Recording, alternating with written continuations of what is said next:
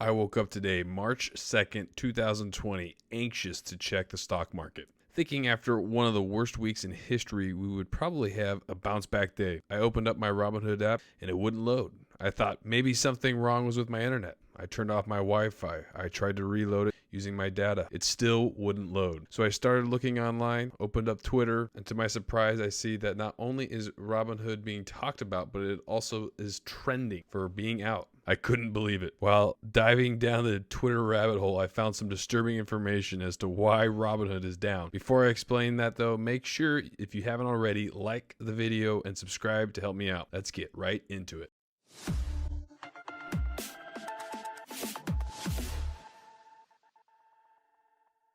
So, full disclosure here, I am a Robinhood account holder. As mentioned, I have several $1,000s in holdings, which I will reveal all my positions in a later video. But as soon as I saw that I couldn't access my account info, I immediately checked the news and saw that the stock market overall was performing rather well today. I was happy. I consider myself a long-term investor, so even if it was down today, I wouldn't have pulled any money out. In fact, I probably would have bought more. Also know that for anything I discuss here is for entertainment purposes only, and that most of this information that I'm going to discuss is just purely speculation going on Twitter. If you are looking for any financial advice, I am not the guy. Go talk to a financial advisor. Let's take a look at a few of these tweets popped up.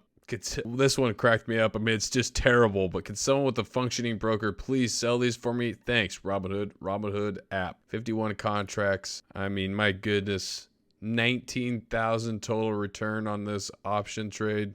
There it is, ladies and gentlemen. A full trading day with zero access to Robinhood app. Let's give them a hand. Every Robinhood user today during historical gain. Me, yes, I'd like access to my Robinhood funds so my family doesn't starve. Robinhood support staff. I mean, absolutely terrible. Here's another screenshot. Thanks, Robinhood. Ended up losing this. I mean, is this Photoshop? This is insane. $168,000 loss. Wow. As you can see, people are losing their minds on Twitter over the Robinhood outage. There's even a Robinhood class action Twitter account that has joined in March 2020 with already 4,500 followers. Robinhood, I mean, shout out to my fellow. I mean, this is the worst one I've had sent to me. This guy, a total return of negative almost $750,000. I mean, out of control. Many of the people are even stating they're going to be contacting attorneys outside of this class action lawsuit. But the fact that there's already so many people following this account in such a short time, and I'm sure there's thousands and thousands of other users that are all dealing with this and frustrated that would probably be more than happy to hop on if there were to ever be any real action taken here. But if Robinhood has any sense, they've probably more than protected themselves with their terms of service. But I am not an attorney, so just my thoughts on that. But let's get right into what you guys came for. This tweet stating that the code for Robinhood did not account for the leap year. This is actually one of the tweets showing this. There's been a few other accounts. This is not the first one, but it's got a little bit of traction. It shows, and I almost feel like it can't be real, but it shows that on March 2nd, which is today that this outage happened, that the date is calling out for March 3rd. I don't know how well you can see that. It might be a little blurry, but you can see it looks like it's calling for March 3rd in the API callouts. Pretty wild if this is the case. I have not been able to independently confirm whether or not this is actually truly where they're getting this information from, nor would I be able to, even if I wanted to. But I am seeing more and more people share this tweet, this picture. Multiple tweets of it have been sent out. Lots of traction each time. I try to read through the replies to see what's being said, and there is some back and forth into some computer science language that I don't understand. But this is the first trading day after the leap year. If they didn't account for the leap year, that would be absolute insanity. Could Robinhood have made such a terrible mistake on one of the craziest trading days in recent memory? I don't know. They obviously something went wrong, and this is the only sort of answer I've seen. Robinhood has not come out with a statement other than that they have acknowledged that it is an outage that you saw in this original, that they're investigating it.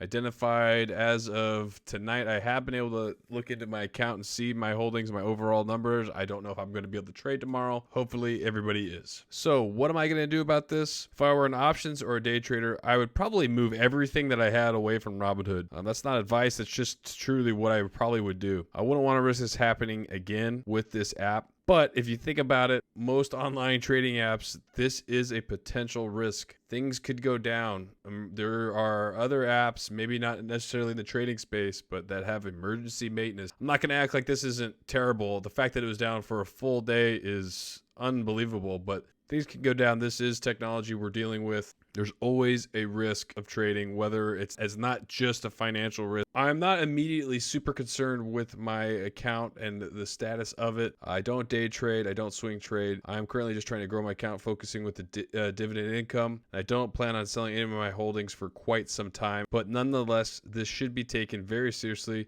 by the app and for everyone that uses the app. I know I sure will be. I'm eagerly awaiting to see Robinhood's response to this. This is a good wake-up call for me, and I think for everybody to understand the risks of trading money. I try to make sure that I always am holding on to enough cash that I won't need to panic sell any of my holdings. And I think that's probably the safest way to trade, having what most people call an emergency fund. If you enjoyed this video, learned something new, had no idea that this was going on with Robinhood, or maybe you're right in the thick of it, I feel for you. I hope you will leave a like on the video. And if you haven't signed up for Robinhood, I guess you can always do it now. Use my link in the description. Maybe it'll increase the incentives for signing up soon because they might have a lot of people leaving. But if I were you, I probably would at least sign up for Webull, where you can get several free stocks. You can check out my previous video that I made on how to do that on Webull and on Robinhood. I really appreciate it. But until next time, I'm out of here.